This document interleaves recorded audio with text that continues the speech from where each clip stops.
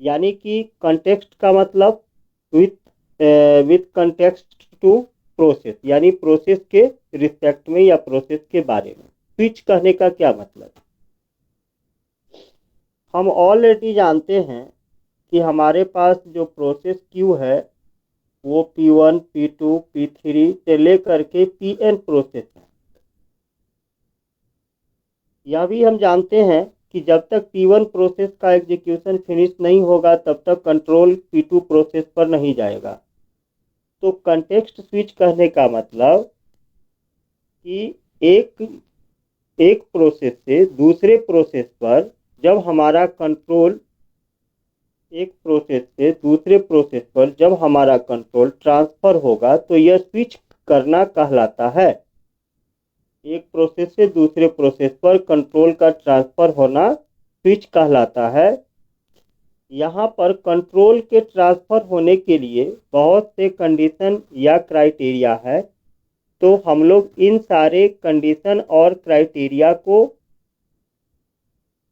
इस context switch topic के अंदर स्टडी करेंगे। कंटेक्स्ट स्विच का दूसरा नाम प्रोसेस स्विच भी है, या आप इसको टास्क स्विच भी कह सकते हैं, कोई दिक्कत नहीं है। ठीक है। ऑलरेडी हम जानते हैं कि ऑपरेटिंग सिस्टम जो है इस कंट्रोल, ये क्या है आपका कंट्रोल है, तो कंट्रोल ट्रांसफर करने का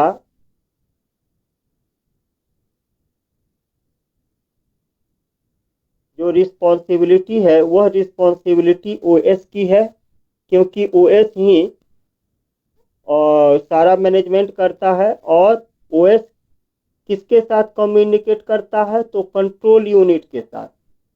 ठीक है। कंट्रोल यूनिट के बारे में आप जानते हैं कि वह ओवरऑल सारे प्रोसेस के बारे में जानकारी रखता है, साथ ही हैंडल करता है। और यह सीयू जो है यह कम्युनिकेट किसके साथ करता है? तो पीसीबी के साथ। यानी कंट्रोल यूनिट ने इंफॉर्मेशन कहाँ से लिया? पीसीबी के पास, और सीयू कम्युनिकेट किया ओएस के साथ, और तब जाकर के आपका एक प्रोसेस से दूसरे प्रोसेस कंट्रोल का ट्रांसफर होता है। जो ऑपरेटिंग सिस्टम है, इस ऑपरेटिंग सिस्टम में जो सबसे कोर कंपोनेंट कहा जाता है, जो मेन ऑपरेटिंग सिस्टम का सेंट्रल होता है, या ब्रेन कहिए या हार्ट कहिए, वह कहलाता है कर्नल।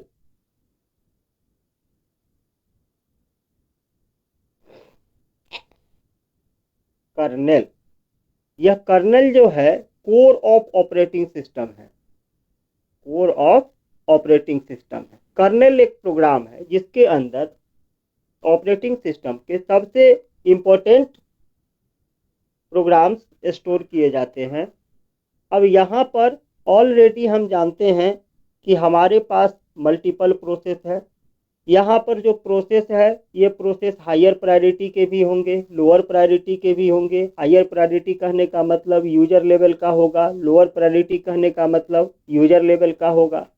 तो ऑलरेडी हायर प्रायोरिटी का एग्जीक्यूशन पहले होना चाहिए। तो इन सब प्रोसेस का प्रॉपर हमको ऑर्डरिंग चाहिए, यानी प्रॉपर प्रोसेस का ऑर्डरिंग चाहिए, यानी एक ऑर्डर में मेंटेन करेगा। अब इस ऑर्डर में मेंटेन करने के लिए जो टर्म आया वह कहलाया शेड्यूलिंग। क्या कहलाया? शेड्यूलिंग। अब शेड्यूलिंग को परफॉर्म करने के लिए एक हार्डवेयर, यानी शेड्यूलिंग में क्या होगा? सारा प्रोसेस अरेंज्ड वे में आएगा, according to priority, according to its size, according to its time. There are the different parameters to arrange the process in a particular order, that is called scheduling। Scheduling का जो सबसे major objective है वह objective यह है कि CPU का जो आपका जो थ्रूपुट होना चाहिए, आपका जो थ्रूपुट होना चाहिए वह मैक्सिमम होना चाहिए। थ्रूपुट करने का मतलब कि आपका सीपीयू एनी टाइम बिजी रहना चाहिए। आपका जो सीपीयू है जितना टाइम बिजी होगा उतना उतना आपका रिसोर्स एग्जीक्यूट होगा। अगर आपका सीपीयू आइडियल होगा तो रिसोर्स का वेस्टेज होगा, यानी makes fix at the maximum scale.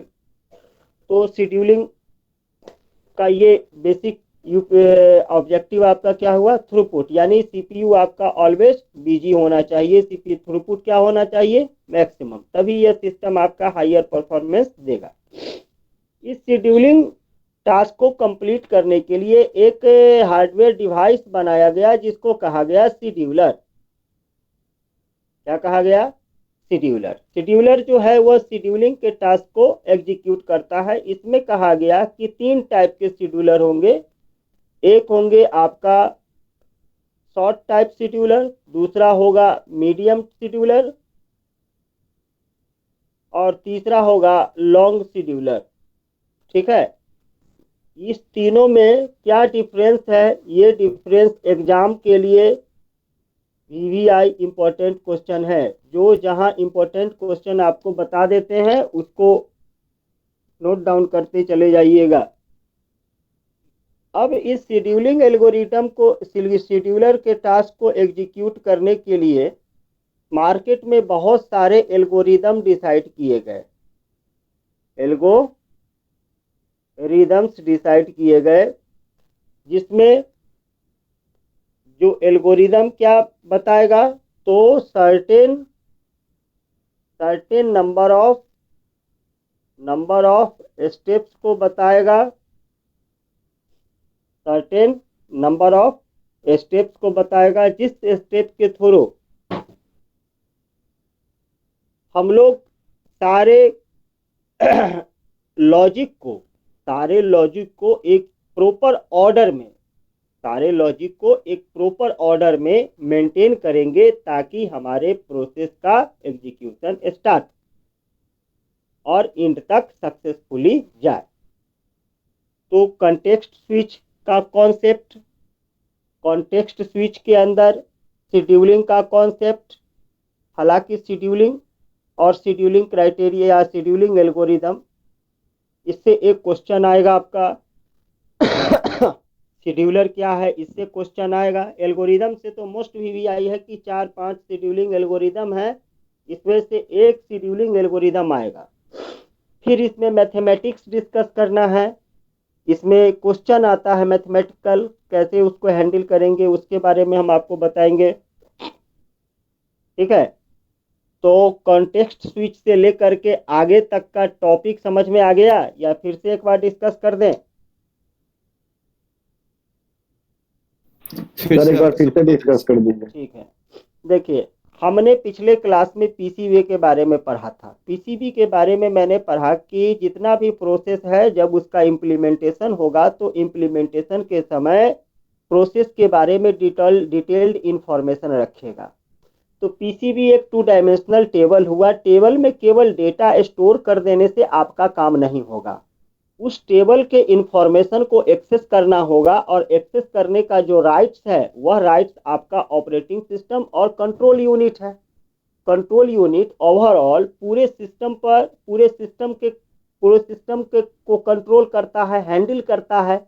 लेकिन इनपुट, अगर सीयू भी एक डिवाइस है, तो उसके लिए जो इनपुट फेच करेगा और जो आउटपुट देगा, यानी कंट्रोल का ओवरऑल जो ट्रांसफर होगा, सारा काम के लिए रिस्पॉन्सिबिलिटी ऑपरेटिंग सिस्टम का। लेटेस्ट सपोज हमारे पास कोई एक प्रोसेस ना हो करके एन प्रोसेस हो, या एक क्यू में हो, रो में हो, तो ऑलरेडी बेसिकली हम लोग जानते हैं सिंपल टर्म्स में कि जब तक किसी एक प्रोसेस का एग्जीक्यूशन नहीं खत्म होगा तब तक कंट्रोल किसी दूसरे प्रोसेस पर ट्रांसफर नहीं होगा। लेकिन मेजर कंसिडरेशन यह है कि जो कंट्रोल का ट्रांसफर है यह तो सीयू के द्वारा किया जाएगा, और एक on the basis of PCB, क्योंकि इंफॉर्मेशन पीसीबी से लेगा, और इसको एग्जीक्यूट करने के लिए रिस्पॉन्सिबिलिटी किसका, ओएस का। तो कंट्रोल का ट्रांसफर एक यूनिट से दूसरी यूनिट, यह टर्म कहलाता है स्विच करना। यह टर्म क्या कहलाता है, स्विच का मतलब एक ब्लॉक से दूसरे ब्लॉक पर मूव करना। और कंटेक्स्ट के बारे में आप जानते हैं, संदर्भ होता है। तो यहाँ पर हमारा जो कंटेक्स्ट है वह कंटेक्स्ट क्या है, प्रोसेस। हम लोग प्रोसेस के बारे में, यानी एक प्रोसेस को दूसरे प्रोसेस पर कैसे जाया जाए इसके बारे में जो वे है वह वे कंटेक्स्ट स्विच कहलाता है। इसको हम लोग प्रोसेस स्विच भी कहते हैं, इसको हम लोग टास्क स्विच भी कहते हैं। जब कंट्रोल ट्रांसफर करने की बात आती है तो यहाँ पर बहुत सारे कंडीशंस पैरामीटर्स हैं, बहुत सारे स्टेप्स हैं जिन स्टेप्स को फॉलो करना होता है कंट्रोल को ट्रांसफर करने के लिए। नॉर्मली हम लोग कह देते हैं कि कंट्रोल एक यूनिट से दूसरे यूनिट ट्रांसफर हो गया, ये दूसरी बात है, लेकिन उसका जो इंटरनल स्टेप्स है वो अलग है। ऑपरेटिंग सिस्टम के अंदर एक कर्नेल नाम का सेक्शन होता है, जो सेक्शन कोर सेक्शन या हार्ट या ब्रेन का ये ऑपरेटिंग सिस्टम कहलाता है, जिसके अंदर सारा इंपॉर्टेंट प्रोग्राम अवेलेबल होता है। तो यहाँ पर हमने देखा कि हमारे पास एन स्विच एन प्रोसेस हैं। सबसे मेजर चैलेंज यहाँ पर यह है कि जब किसी प्रोसेस का एग्जीक्यूशन होगा तो क्या ऐसा कंडीशन और क्राइटेरिया है जिसके बेस पर हम किसी पर्टिकुलर प्रोसेस को कंट्रोल ट्रांसफर करेंगे। हम P2 को न ट्रांसफर करके हम P3 को ट्रांसफर कर दें, हो सकता है, और किसी को ट्रांसफर कर दें, यह सिचुएशन एराइज हो सकता है। तो ये सिचुएशन एराइज होता है कब कि यहाँ पर प्रोसेस क्यू में, तो यह अभी तो हम केवल यह स्टडी कर रहे हैं कि हमारे पास एन प्रोसेस है, या हम ये नहीं डिसाइड करने जा रहे हैं कि प्रोसेस का प्रायोरिटी क्या है। अगर मान लीजिए कि इस प्रोसेस क्यू में यूजर लेवल का भी प्रोग्राम हो, प्रोसेस हो, या सिस्टम लेवल का भी प्रोसेस हो, तो ऑलवेज जानते हैं कि सिस्टम लेवल का जो प्रोसेस है उसका प्रायोरिटी हायर है। तो सिस्टम के हिसाब से हायर प्रायोरिटी वाले का एग्जीक्यूशन पहले होना चाहिए। या हो सकता है कि हम इसका जो ऑर्डरिंग करें, जब तक ऑर्डरिंग नहीं करेंगे तब तक कैसे सीक्वेंस डिफाइन करेंगे कि किसका एग्जीक्यूशन पहले होगा। तो इस ऑर्डर को मेंटेन करने के लिए ऑपरेटिंग सिस्टम में जो टर्म आया वह टर्म कहलाया शेड्यूलिंग। अब इस ऑर्डरिंग करने का मेजर ऑब्जेक्टिव क्या है कि मैक्सिमम सीपीयू का यूटिलाइजेशन, यानी कि मैक्सिमम सीपीयू का जो यूटिलाइजेशन है उसको लिख लीजिएगा कॉपी में, थ्रूपुट बोलते हैं। यानी सिस्टम का जो थ्रूपुट है वह ऑलवेज हायर होना चाहिए। थ्रूपुट हायर होने का मतलब है कि हमारा सीपीयू मैक्सिमम लेवल को अचीव कर रहा है, यानी कि हमारा सीपीयू कभी भी बिजी नहीं, कभी भी आइडियल नहीं है। जब तक आइडियल नहीं रहेगा वह इनपुट लेते रहेगा, आउटपुट देते रहेगा, और हमारा रिसोर्स का मैक्सिमम यूटिलाइजेशन होते रहेगा। तो शेड्यूलिंग का जो मेजर ऑब्जेक्टिव है वह क्या है, सीपीयू को ऑल टाइम बिजी रखना। फिर जब शेड्यूलिंग का टास्क एग्जीक्यूट होगा तो यहाँ पर हम लोग ऑर्डर मेंटेन करेंगे, सीक्वेंसिंग का काम करेंगे। सीक्वेंसिंग करने के लिए डिफरेंट पैरामीटर्स है, जिसमें कुछ पैरामीटर्स है टाइम के बेस पर, स्पेस के बेस पर, साइज के बेस पर, प्रायोरिटी के बेस पर। अब इन सब शेड्यूलिंग करने के बाद, यानी कि ऑर्डरिंग ऑफ ए टास्क या ऑर्डरिंग ऑफ ए प्रोसेस करने के बाद, यहाँ पर एक डिवाइस होता है शेड्यूलर, जो इस शेड्यूलिंग के टास्क को एग्जीक्यूट करता है। जहाँ की हम लोग 3 टाइप का शेड्यूलर अवेलेबल है, long term scheduler, medium term और शॉर्ट टर्म शेड्यूलर। एग्जाम में इससे क्वेश्चन आता है, एक द मोस्ट वीवीआई टॉपिक है शेड्यूलर और शेड्यूलर के टाइप। जब हम लोग शेड्यूलिंग का टास्क परफॉर्म करेंगे शेड्यूलर के थ्रू, तो कहा क्या कि ऑलरेडी हम लोग प्रोसेस स्टेट्स का स्टडी किया, फिर पीसीबी बनाया, फिर कॉन्टेक्स्ट स्विच बनाया, फिर शेड्यूलर का टास्क आया।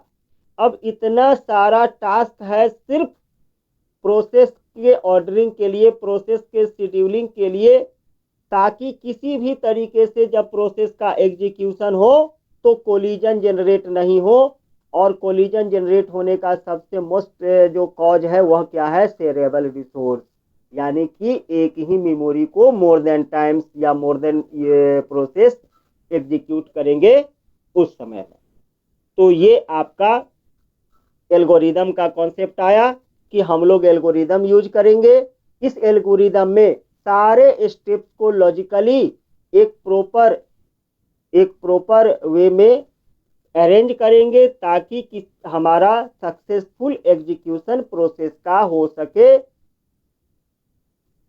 तो डिफरेंट एल्गोरिदम्स हैं, उस पर न्यूमेरिकल क्वेश्चंस होंगे, मैथमेटिकल क्वेश्चंस होंगे, उन मैथमेटिकल क्वेश्चंस को सॉल्व करना होगा। यहाँ तक का ये कहानी कंप्लीट होता है, जो कि प्रोसेस मैनेजमेंट का बेसिक टास्क। अब दूसरा सेक्शन, दूसरा सेक्शन में आपको क्या पढ़ना है, प्रोसेस सिंक्रोनाइजेशन के बारे में, यानी कि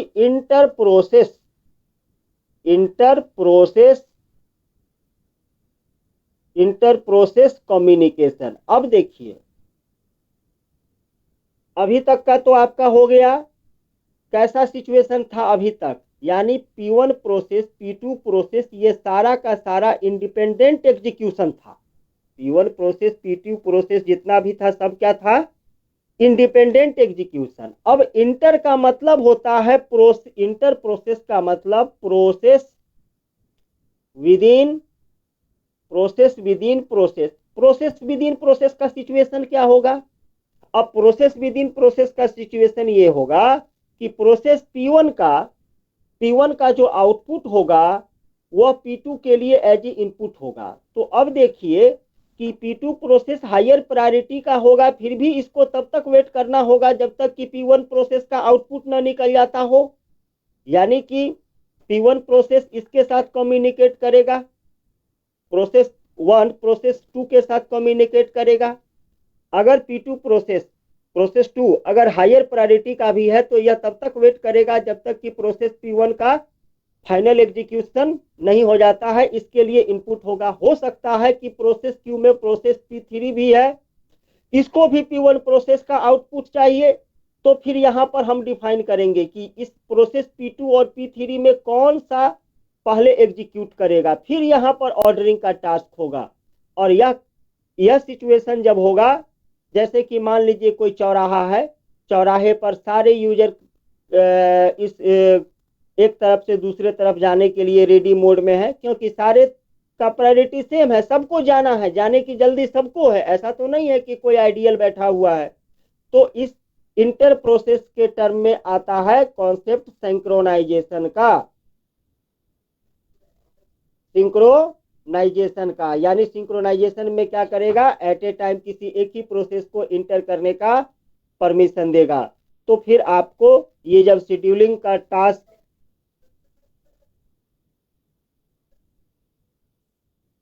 जब ये शेड्यूलिंग का टास्क कंप्लीट हो जाएगा,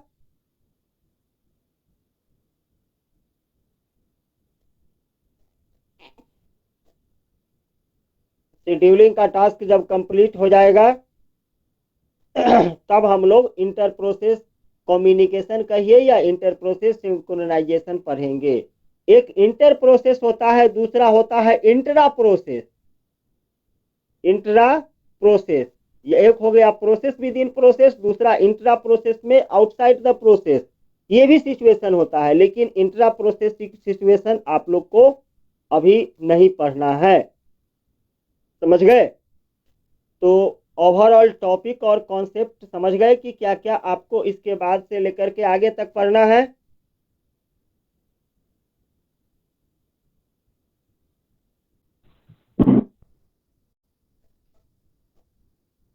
टॉपिक क्लियर हुआ या फिर से हम बताएं।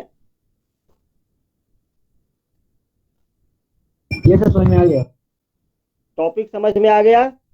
Yes sir. चलिए, तो टॉपिक जब समझ में आ गया तो कॉन्टेक्स्ट स्विच का जो कंटेंट है वो हम आपको ड्रॉ करके सेंड कर देंगे, आप उसका स्टडी कर लीजिए। फिर अगर समझने में जहाँ दिक्कत होगा तो कल का क्लास ऑनलाइन ही चलेगा, बिहार दिवस की छुट्टी है। परसों का क्लास वेडनेसडे का जो क्लास होगा वो हम आपको लेट नाइट ट्यूसडे को अनाउंस कर देंगे, उसके बाद ही कॉलेज जाएंगे। और मैक्सिमम पॉसिबिलिटी है कि वेडनेसडे का क्लास ऑफलाइन ही चलेगा, लेकिन हम मैसेज कर देंगे, ठीक है।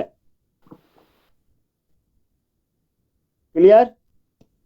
तो हाँ, तो ये जो आपका कंटेक्स्ट स्विच है, ये कंटेक्स्ट स्विच आपका, इससे एग्जाम में क्वेश्चन नहीं आएगा। कंटेक्स्ट स्विच आप लोग के लेवल का, बीसीए के कॉन्सेप्ट का नहीं है, इसमें भी बहुत सारा मैथमेटिकल पोर्शन है, लेकिन इंट्रोडक्शन दे देते हैं ताकि ये एमसीए में आपको कंटेक्स्ट स्विच से ही क्वेश्चन पूछता है। तो कंटेक्स्ट स्विच का जो नोट्स है वो नोट्स हम डिजाइन करके भेज देते हैं। कॉन्सेप्ट कंटेक्स्ट स्विच में कुछ ज़्यादा नहीं है, सिर्फ यही है एक स्टेट से दूसरे स्टेट में जो कंट्रोल का ट्रांसफर होगा उसके लिए क्या स्टेप्स हैं?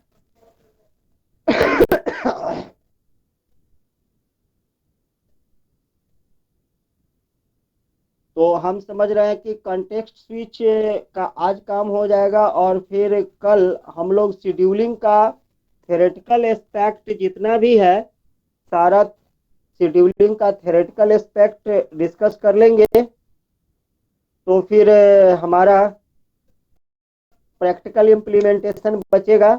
तो प्रैक्टिकल इम्प्लीमेंटेशन हम लोग मैथमेटिक्स का बोर्ड पर करेंगे तो वो ज़्यादा बेटर रहेगा। ठीक है, एक लाइन लिख लीजिएगा कहीं कॉपी में कि process scheduling objective improve system performance, improve system performance. ठीक है,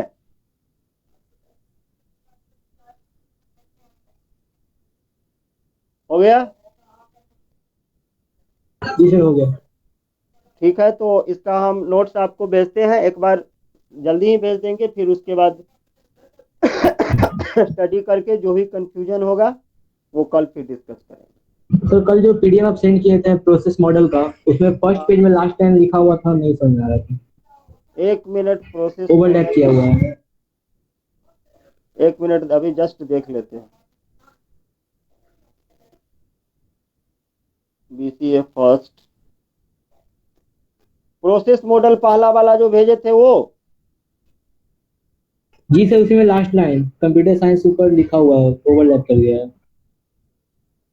ऊपर वाला जो है उसमें थर्ड में लिखा हुआ है, थर्ड में है process model, one process at once. खोलो खोलो ना। ये सर खोले हुए हैं, फर्स्ट पेज का last line sir. First page का लास्ट लाइन जो ओवरलैप किए हुए हैं, हाँ ये तो ओवरलैप किए हुए हैं, इसमें हमको दिखाई नहीं देता। All the steps continues may be randomly with the help of process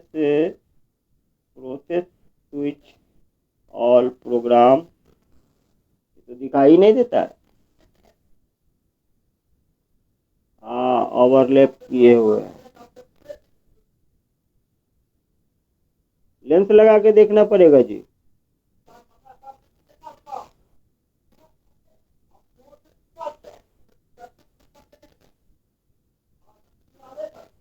अच्छा ठीक है, इसको देखना ना ध्यान से, क्या है इसका हम लैंग्वेज कंप्लीट कर देंगे, इसको हटा देंगे। ठीक है, तब पता चलेगा। ठीक है सर। ठीक है, ओके।